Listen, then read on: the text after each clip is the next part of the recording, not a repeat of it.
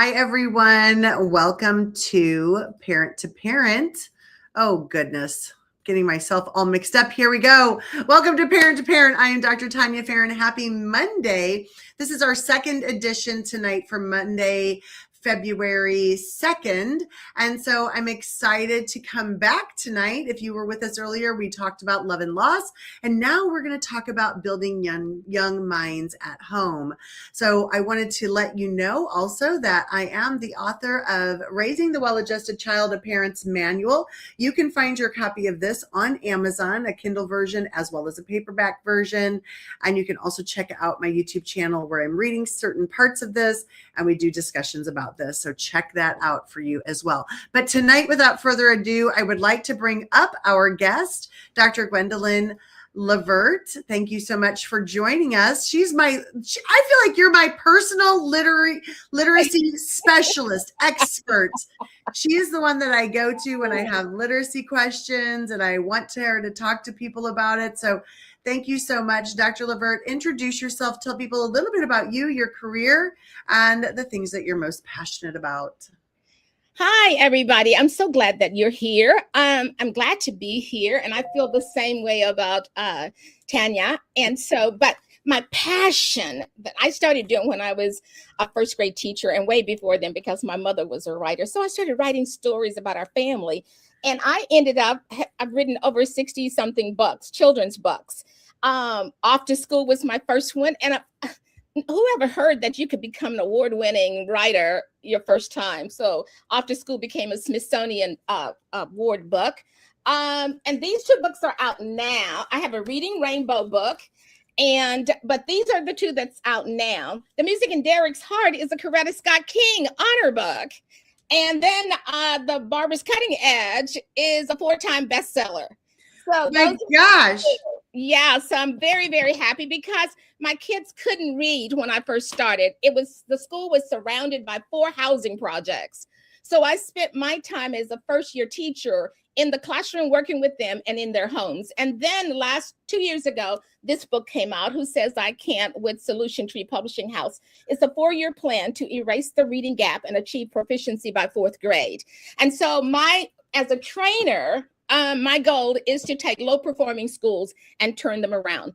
But the most precious thing was when I met Jim Belanca, who is the owner of a publishing house, and he introduced me to Dr. Ruben Feuerstein. And Feuerstein believed in cognitive modifiability, that the brain could be changed. And so from 2003, as I was working on my doctorate, I was also going to Amsterdam, Israel, and Paris, France, working directly with Professor Feuerstein. He was in he died a few years ago. He was 100 and some years ago, but 100 or so years old. And I just thank God that I was able to meet him. And actually, he recognized me and talked with me every time I would go. And I realized at that time he was mediating me and my brain was being changed to help children and adults. So that's it. I love that. Amazing. You've had an amazing career. You've got some amazing accolades. And now do you all know why I call her my literacy expert? My personal one. But I do love Dr. Levert's energy and the things that she says. So without spending too much time on this, we're going to talk about a lot of things about teaching our kids how to think critically, right? Building that young mind at home. And yes, parents, we're here to help you also because we want to coach you along so that you know what to do to help support your child and help build their mind at home. And we talked about this when we were backstage, Dr. Levert, but why is it important for this to be done at home before the kids get to school? Well, I think it's so important because kids won't be so confused because their cognitive style in many homes that are not reading aloud to kids, that are not having those bold conversations, when they get to the classroom, they have no idea their cognitive style and the cognitive style that's being presented by the teacher through curriculum directors and who are making those all those things that they have to do. And then we have the teachers who come in with a different cognitive style. The kids get confused. Right. And many times we think that it's behavior when it's not. It's pretty much cognitive overload, and cognitive flexibility is nowhere to be seen because they don't know what that is. So they can't self-regulate to make a change. And so breaking this down for everybody, cognitive, right? That's our thinking. So when she's using the word cognitive, that's how we're thinking. And we have to teach our kids how to think a certain way, because teachers are ready to teach that curriculum. But if kids aren't ready to receive it, aren't ready to learn how to think about it, then they're already a few steps behind. And we want them to be ready for that. So I know you wanted to kind of formulate this in kind of a story for our families. Okay. How do you want to do that? Would you like to get into that now, I would love to get into it because your first question was, what is critical thinking? Yeah. So Alicia's mama came to me and she said, she can't hold anything. She doesn't remember anything. She doesn't know how to do this. None of this.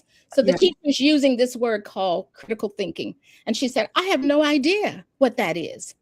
And so I said, all right, you know, when you have a process, like you're cooking something and you have a process, do this. Well, pretty much that's what critical thinking is. There's a process, and it's a process that is usually defined as you're analyzing something, you are questioning yourself, you're making sense of what's in front of you. Those are the cognitive operations. Those are the thinking operations that teachers want kids to perform by. But you don't look at it as that, Mom. What it looks like for us as parents is that we have to pause sometimes. If you find something that is new for you, we have to pause. We look something over and over again. We try one thing and then we try another thing because we notice when it doesn't work, and then we start adjusting that. And then we talk ourselves through the problem, because I used to see my mom, she'd be talking to herself when she was trying to do something that was different. My mama didn't know anything about cognitive operations or critical thinking. She didn't know anything, but she knew about how she needed to adjust what was in her mind, what she thought she was doing. And then we keep going without handing the thinking over. So she didn't come to my dad and say, when I say handing it over, Charles, come in here, I need help with this. She very seldom did that. So she paused, she looked something over, she tried one thing, then she noticed what didn't work, she adjusted it. She was talking to herself about it, which we know is metacognition. We're thinking about our thinking, and she kept going over it and over it without that process. And so that is what we call automatic. She was automatically doing this. And because this feels so automatic to us, we forget that children don't have it yet. Yes. My brother was showing me he bought me a car when I was in high school, and it was a stick shift. And he said, all right, now you get on there and you put your foot on that. And I said, that. And then you do this, and then you do that. And I said, oh God, what he was doing was critical thinking, but he didn't know that that's what it was. He grew up in the country. He knew nothing about that. My mother came home because she didn't know the words, but she knew how to do it. She would say, okay, when I knew anything, she had a pencil and she had a note card. And on that note card, she pasted she put some tape. She taped up all the different points. She said, now, before you start, I want you to take a deep breath. So that was my pause. And then we looked something over. She said, now I'm going to put a note card on each one of the areas that you need to use to drive the car. And so she did. And then she said, now we'll try one thing. I want you to put your foot on the gas. Okay, got your foot in the gas? And I said, yes. So we noticed that the car wasn't moving by me just putting my foot on the gas. She said, but you got to put your foot on the clutch. And you see that word there? That says clutch. We went through that part. When Daddy finished his explanation, which was critical thinking, there was no way. We drove out of the driveway like this. Oh my God. So I was being polite, the polite Christian girl. I said, Daddy, I think I'm going to wait until Mama gets home. And we went back into the driveway like this. But when my mother got through, she analyzed it. She didn't know she was analyzing it because those are cognitive words. Like you were explaining to them what cognition was. It's the thinking. And then the process is what you do. That's the movement. But when I look at that, it feels so automatic. It was so automatic for my father that he just did it. And he thought it would be automatic for me. He forgot that children don't have it built into our brains yet. So I love that. Dr. Levert, I'm going to interrupt you for a minute. I have to tell you, I think we might have had the same father. I'm not sure, because my dad took me in the old beat up blue pickup truck in the middle of a farmer's field with the stick shift and said, let's figure it out. You need to figure it out. And here's the gas and here's the clutch, and you just got to figure it out. And the man probably had whiplash from it. And I figured it out. And I was able to drive a stick shift. And you know how many people don't know how to drive stick shifts now, right? Nobody has gone through the critical thinking, which is cognitive, the thinking processes that you go through. So for adults, we moved it from cognitive processes to movement. Mm-hmm.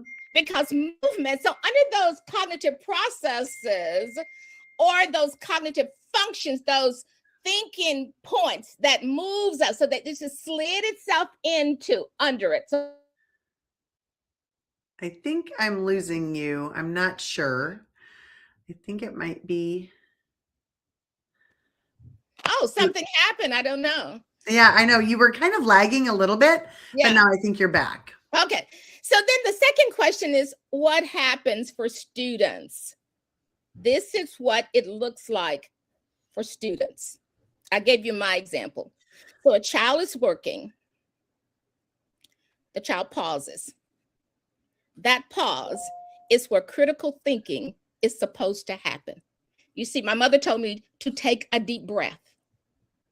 That was the pause. Right. So when teachers are in the classroom teaching this, they are in a performance stage. Does that make sense? Mm-hmm. They are in a performance stage. They're performing. I used to tell my teachers as a principal, you don't have to perform for me. I want you to teach the children so I can catch their thinking and see if their thinking is aligned with what you are teaching. Yeah. And then I can tell how we're going to do on this test. I know you're worried about the test, but you don't have to perform for me. I'm going to be watching your students to see where they are. So this is what it looks like for students. A child is working on a test or on a reading. They're reading something. There's some questions. They pause. That pause is where critical thinking is supposed to happen. But most children don't know what to do in that pause. Correct. So they look up, they wait, and what do they do next? What do you think they do next? They hand it over to the teacher. I was going to say, they say, I don't get it. Yes. Right? I don't get it. I don't get it. So they wait because this is a performance for them. They don't feel that their brain needs to be doing anything, that they should be thinking. They know something is missing. Like with me, with my father, I knew I needed to be thinking about something, but he was doing it all. That's the clutch. Get on it. Get off of it. Get on it. Get off of it. I'm going like, oh God, help me to be respectful at that moment. But most children don't know what to do in that pause. So they look up, they wait, they hand the thinking over to the teacher. Mm-hmm. So who's doing all the thinking? The teacher. So by handing it over, it means this: they stop trying and they wait for the teacher to think for them. And the teacher is glad to, most of them are glad to do it. So what are our kids learning? So the students learn how to finish the task, not how to stay in the work. You're pausing.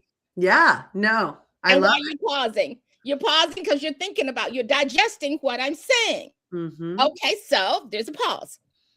So mom makes sure her daughter doesn't hand over the thinking. So parents, you have to ask yourself, am I handing over the thinking too fast? If I ask my child to make up the bed and I go in there, the bed is not made.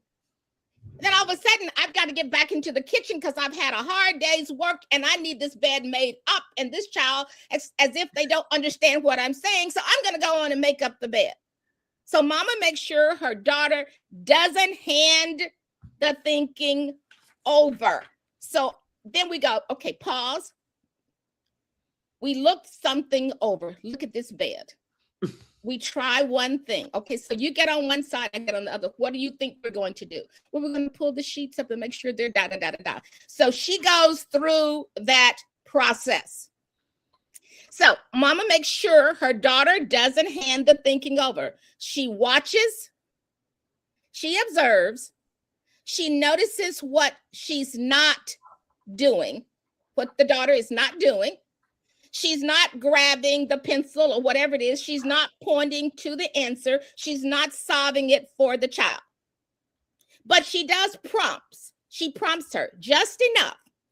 And as her child doesn't get, so that her child doesn't become frustrated. Because at this time, if she's not prompting, the child is going to be upset. I'm not doing this. I don't want to do this. I don't know. She said she does a lot of screaming and hollering all the time. Why is she screaming and hollering? Because the mother is not prompting her enough. So she's frustrated. And she doesn't give the thinking away because the teacher is used to giving it away and she's used to taking it. So that continues on and on and on and on and on. So I've gone through number one was what is critical thinking? Number two, what happens for the child? And what should the parent do? And I want to say that one more time. Is that okay with you? Sure. Okay. So this is where mama and the family steps in, not to take over, not to give the answer. And mama makes sure her daughter doesn't hand the thinking over. Teachers hand things over too much. And when they come home, they expect parents to hand it over and you're not going to do it. Hold on, can you hold on just 1 second? Sure, absolutely. I'm going to recap and pull up some of these comments here. So I want to thank Linda Meyer for joining us, and Nick, thank you for joining us tonight as well. And I love this comment here. We can engage our kids as well by creating situations where there can be multiple outcomes. We give one and ask them, how else can we achieve this? So encouraging their thinking. Love that. And while we're encouraging their thinking, we have to give them the points. Because in school, we're saying, well, we analyze in our teachers' books, they're saying, okay, so we're going to teach critical thinking. So we need to analyze, we need to question, we need to make sense of what's in front of you. Need to make sense of what's in front of you. How many kids understand that? Right. They don't. No one understands that. But in the teacher's manual, it tells them, what do you do when you analyze? It tells them. Mm-hmm. And then it also tells the questions. They ask the questions right there for them. So these are the questions you ask the kids. So they're going through all of this, but they never put it in motion for the kids to get it. So that means this is what it looks like. We pause. We look something over. So they look it over. We try one thing. And we notice as we are trying one thing, we start noticing when it doesn't work. Okay, I tried this, but it didn't work. Oh, then I'm going to try this. Oh, it doesn't work. Oh, I need to adjust it. I need to change it up. If this didn't work, then I need to adjust. Now, if you never use that word adjust, but then I show you the movement of adjusting. I tried to screw it on here, but then I need to move over here. That's adjusting. Is that right? Mm-hmm. Correct. So we talk ourselves through the problem. Okay, I tried this. It still didn't work. Okay, so now I probably need to go back and look it over again. Mm-hmm. But in the midst of this, I need to pause. Mm-hmm. When I pause, what am I doing? Self-regulating. Mm-hmm. Is that right? Yes. Mm-hmm. And for those of you, just to kind of go back over that term of self-regulating. So that is when, a student starts to get frustrated possibly, but at that pause, if we teach them how to self-regulate, they kind of pause, maybe take a breath, and then start thinking instead of handing it over. Start thinking about what do I need to do next? I don't know what this is asking me. So what do I do next? How do I find out what the answer is? So the teacher and mom has to say, like my mother did, she labeled everything. Everything was labeled. And whatever she did, my mother, I don't know who taught her, but she labeled everything for us. And then we just went through it. And she might have, you keep kind of cutting in and out, Dr. Levert, so I'll paraphrase, that might have been part of her learning style that she just happened upon. You know, your mother could have happened upon her learning style or not really realizing that at the time. Well, let me tell you what she did, because I just thought of it. Okay. She told me that she did it so many, it was like trial and error. Yeah. Putting my notes. She did it over and over again. That finally, and she took notes. I mean, she had a planner for and she would write it down. And then she said, well, I made this mistake the first time. I'm not going to make it this next time. Because when I made the mistake here, then I went back and I made something different. So teachers, so if I'm working with teachers, I have to go through the same thing. My father teaching me how to drive the car. So we're talking about critical thinking, which is a cognitive process, a thinking process, but that has these major things that you have to do. But because your parents and everybody else in the world, they've done it so many times, they figured out what the problems were. And so through experience, they did it, but no one taught you to do it. So that's why we hand it over. We get frustrated sometimes when our kids can't do things, and we realize that we haven't taught them how to think through it. Like one little boy, I was helping him, and he said, I'm going to use the explicit word. He said he came to my office because every time at the same time, every day, he had a fit in that classroom. So I started asking the teacher, what are you doing? Da, da, da, da, da. She started telling me, I said, he can't think through that. He can't do that. Think through that. So he came in, she brought him in. He just fell on the floor, started screaming and hollering. He said, this shit is hard. He said, Dr. Levert, I'm sorry, but this shit is hard. He said, from my mother. And so his mother came in to talk with me. She said, I'm so sorry, Dr. Levert, but I say that word all the time. That's my favorite word for him. I said, so we need to stop saying shit. When you have him do something that you know he doesn't understand, you've got to walk him through it. You got to pause, look something over together that he has to do. We try one thing first, and then we notice when it doesn't work. I'll do something to make sure it doesn't work, and then we have to talk about it. So I moved from parent to the mediator. Teachers haven't learned how to move from the teacher to the mediator. The mediator stands between what has to happen and what the outcomes will be. So that mediator stands between that, and that's when he starts or she starts asking those questions. She watches, the mediator watches, observes, notices. She's not grabbing the pencil. She's not pointing to the answer. She's not solving it for the child. She prompts just enough so that the child doesn't get frustrated, because many of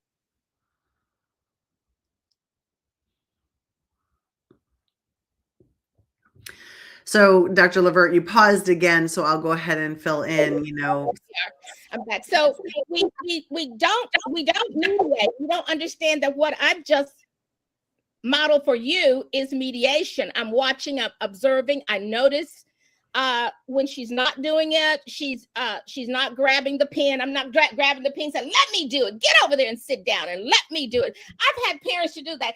Get your ass over there and sit down. I'm from an urban school. Parents don't mind saying that. I mean, if you've looked at TikTok, you've seen parents say, get over there. Explicit. Yes. Sometimes you have to take that pause.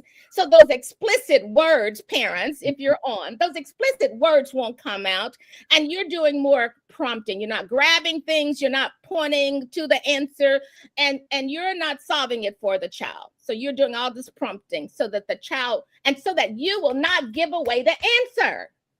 So that was number 3. So the last thing is, that's how parents help teachers, by modeling and doing those things. So if you find that there are parents or anyone who would like those steps, I did an article on critical thinking, and it's in my LinkedIn. It's an article that says critical thinking, and it talks about these 5 steps that I've just talked about. And I want to say them one more time. We pause, we look something over, we try one thing, we notice when it doesn't work, we adjust, we talk ourselves through the problem. I said, now this is what I want you to think in your head. So when you come out to this car, this is my mother, you got to think this in your head. So that these are the things that you need to do. So when you come out of the house, it's not memory. It's not memory that you're trying to do quickly. You are just stopping to think about the stages, because I've gone over it enough. My mother didn't say this, but I've gone over it enough so that it's in your working memory. Has been in your working memory long enough that now it's in your long-term memory, and you can just slip back into it. Does that make sense? Yes, it does. Do you know where this was at in your feed? That's it right there. Okay. Critical thinking. That's where it is. Okay. So when children know how to stay in the work, this is the work. This is the work. If they know those 5 things, that is the work. Teachers can teach, and children can learn. And I love this, LaShonda. Thank you for sharing this. There is a fine line, right? You're walking both as a parent and an educator. And it is hard. It's hard to watch your kids struggle and knowing when to let them start discovering and giving them some time to build that confidence and understanding. It's so important to do. Thank you so much for joining us. It is, and our goal is not to become the teacher. Our goal is to be the mediator. The mediator is different. That person is the support. And that's what moms and dads have to understand. So when I train parents, I said, you're not the teacher. Yeah. You're just doing something that you always do. I mean, we're not asking you to say critical thinking. We're not asking you to say analyzing and questioning and making sense of what's in front of you. But we're asking you to show them the movement. Mm-hmm. It's the movement that you want your kids to understand. They may never, ever know cognitive functions, or they may never know critical thinking, but they will know the movement. Yeah. And anyone who works with them will know. We're going to pause. We look something over. We try one thing. So you're going to try one thing. It's like, I got to give you another quick story.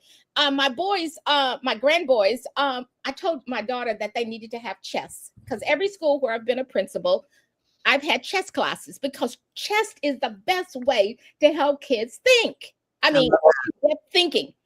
So we started off in private lessons. And then the second one, I told Leslie, that's my daughter, the second summer, I said, they need to be in a class with other kids so they can beat them. So the coach said, well, I don't think they're liking chess. I said, oh yeah, they like it. What do you think it is? I said, you've not met them cognitively. I said, so tell me where Sammy is. Sammy's in 4th grade. He told me Sammy stays right there close. I mean, he guards everything. He doesn't branch out. So even in reading, when he has to do a passage and there are multitasking in that passage, he gets lost. Jake, he's a young one. He's in 2nd grade now. He likes to be all over the place. So I made a cognitive checklist for the coach. He told me it was okay. I told him it's okay. He said it's okay. So when I did it, I went to meet with him again and said, tell me what you understand and what you don't understand. And I went through this whole process, and he said, oh my gosh. He said, I love this. He said, I do that. I said, now, once you tell them about pausing and looking and I went through all this. I love that. I said, now you got to do a little trash talking. I said, because I had a group of men, they played chess every morning in one of their garages. And I said, I went over there one day to watch them, and they were trash talking. Oh, you move it. I dare you to move it. You're not thinking. These are men in their 60s and 70s. Yeah. I'm going to beat you. Yeah. Jake doesn't like to say, for anyone to say, I'm going to beat you. Oh my gosh. But if he doesn't know the moves, He can't. I love it. So I need. love it. So the guy said the next couple, I let him do it for 2 days, and I asked my daughter. I'm the consultant for my daughter because I'm the mother, and I'm the mother, so I can't be. I'm the grandmother, so I can't be the mother, so I'm a consultant when I have to tell her something. Gotcha. So anyway, so she said, "Oh my gosh," she said, "they did great." And I went in and I said, "Can I go in there and talk?" I'm the consultant. So I said, "Is it okay if I go in there and talk with him?" She said, "Yes, go and talk to him." I said, "So what happened?" He said, "Well, Jake was trying to make a move. And I knew he was looking at the move that he shouldn't make. So I went up to him and I said, okay, now you know the stages, the steps. And if you move there, you're going to lose." And Jake looked at him. And so she said, "Do you want me to make that move to tell you what you need to do?" He said, "No." Jake said, "No." He's the one who's in second grade now. That was last year. He was in first grade. He said, "No." He said, "Because if you move the way I think," see, he used the word, I see your thinking. And if that was a position, if you move there, you're going to lose. Yeah. And I said, you got to say it. You can't say it like a white boy. I said, you got to say, you're going to move. You're going to lose. I said, you got to say it like an old black man. You're going to lose. And when he said that, said Jake did like this. And then he made the move and won the game. I love it. I love it. She said, "Dr. Levert," he said, "that was great." I said, "I'm not new to the game. I love it. The game. I love it. And we're not new to the game of thinking. We need to be true to it. But many times we're not telling the kids what it is because many times teachers have not really been trained in it. Right. Once they are not new to the game. They are true to the game, and they open up the minds of our students. So I love this. Well, we are already at 32 minutes, and I love this. Dr. Levert, thank you for sharing so much about critical thinking.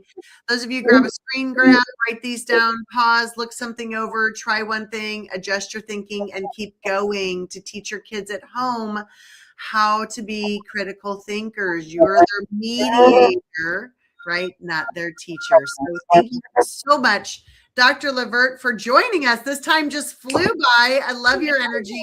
Thank you for teaching us again about literacy. You know, I'll have you back. Yeah. All right. Bye, everybody. Thanks so much.